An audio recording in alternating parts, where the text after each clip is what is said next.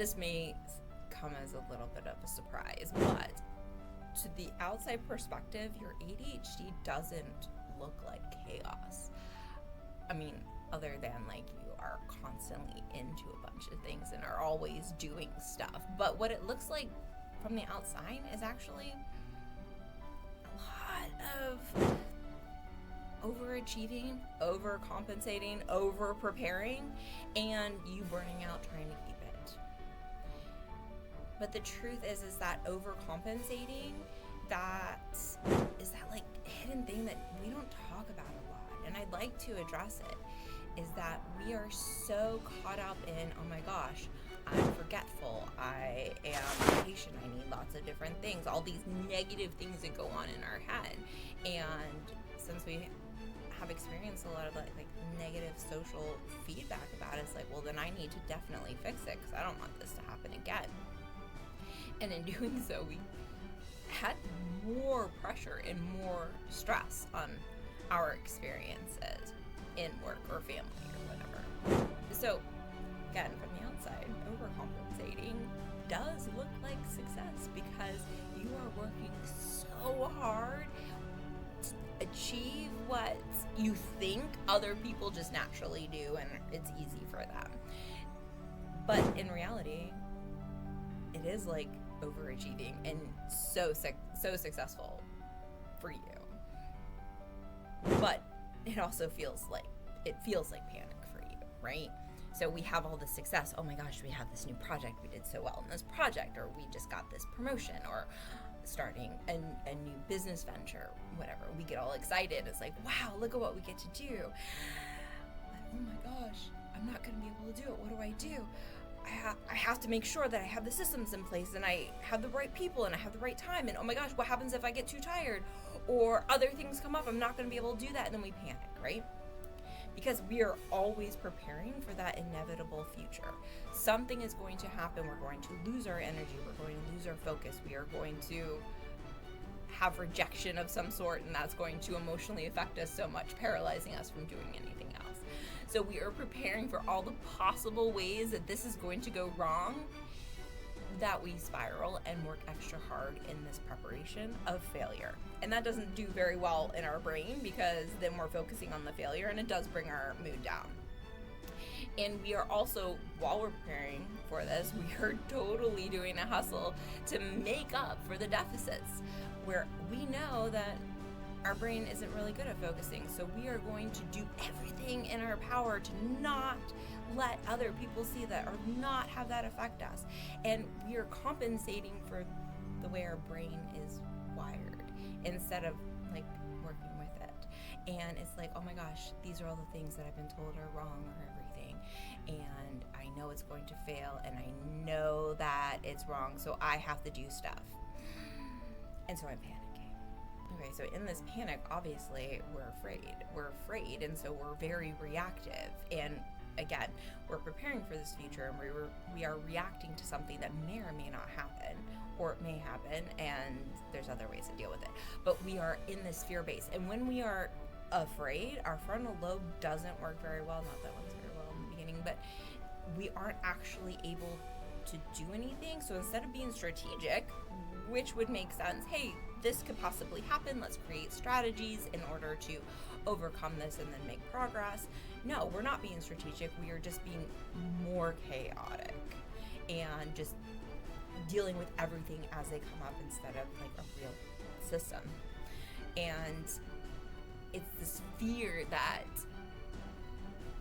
we're going to be viewed as lazy, because there are times where you're going to sit in bed just because you're honestly really tired from all the work you've been doing, so you need a break. Or you're stupid because something that was completely obvious to somebody else wasn't obvious to me, so clearly I'm stupid and everybody now knows that I'm stupid.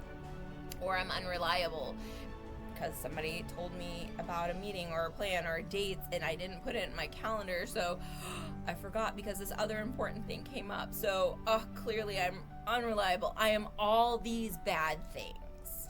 So because they're all going to view me as bad, I have to compensate for it. I have to make sure that I have the systems and everything's in my phone and I'm doing all the right things because I don't want them to know how bad I am. And this is like an overworking your ADHD instead of working with it. And it's like, oh, all these things are going to happen, so I have to pile on all these different ways to keep it at bay so it doesn't influence me, right? And so we build systems that are completely unsustainable because they are based out of our chaotic mind and to compensate and out of fear instead of actually evaluating what's going on and working with what we have. But it is a lot of work what we put into these systems, right? We are hyper organized. You go through those moments where you go through your whole house and you dedicate like 20 hours to organizing it. That organization is never fully the way you need it. So it's like painstakingly doing the organization, and then of course it's never going to be absolutely perfect, so you give up and then feel like a failure afterward. Yeah, because we feel like it has to be this way because we know what it can be like if it's not organized, and then we set up this unattainable standard and then feel bad afterward.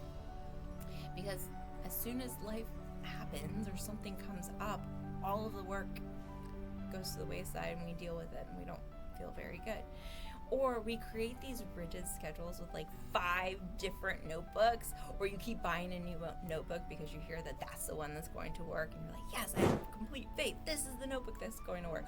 Or all of like the 20 million apps to keep you on task or on schedule, and you have to make sure that they're connected to each other so that you have all the reminders because, oh my gosh, I forgot something, look at the reminder, and then, oh my gosh, I'm a failure, see, I can't do it. And it's just this endless structure because we have gotten to the point that if we don't have all of this, everyone is going to see our failures, or we are going to let our brain take over, and our brain doesn't work, so it's not good. We're a failure. We can't do this. All of this is a ruse. Because even though you're trying to keep up with all those things, all the planners, all the apps, all these interconnected stuff, it's just more chaos.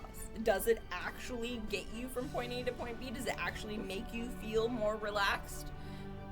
No, because it's not working with your ADHD. Instead, you're adding more stress and more problems and then trying to work through those. And all that does is tire us out. And then we are in the same place because we still feel bad. And then shameful because why didn't this work? I put in all this effort and it didn't work. I spent 20 hours cleaning my house and look, it's still a mess. I resent the way that I am because I'm different and I just can't be normal. It just doesn't work. That is unfair. Obviously, I'm not a good worker, business owner, leader, mother, father, whatever it is, because I can't do these basic functions. Who am I? What am I really doing here? Why am I doing this? I am obviously so capable. Clearly, look at all these things, but why is this so hard all the time? I do all the right things and none of it works. Or it works, but not for very long because obviously I'm broken. And in this downward spiral, after we've tried to like contain everything instead of working with it, we forget about like what all of this means to you. Why are you doing this? What are important to you? Where do you want to go? What goals do you have that you are achieving that you're overlooking because you're failing at a system that doesn't work, right? So it's finding a way to like take a deep breath and just know that you don't have to earn your worth by doing more than other people. You're going to do more than other people because that is the nature. And when we work with our ADHD, we get to see that like when we work with it, we do like to achieve more and it's fun and we will achieve more. But when we stop ourselves by trying to contain and overcompensate for things that it's just not going to work for you, then we start to feel like guilt and shame and regret. The goal isn't to be perfect. Whenever you add perfection, it really creates more stress. It's sustainability, adding those little things inside that can like help you focus so that you are achieving goals, so that you do feel good and that empowers you to do more. And what if you could stop compensating and stop adding more things to you, and instead build the systems for you so that you do feel that you are making progress. And we are going to continue to talk about ways that you can figure outside you and create the things that work for you so that you feel good and live the life that you want to with your ADHD instead of against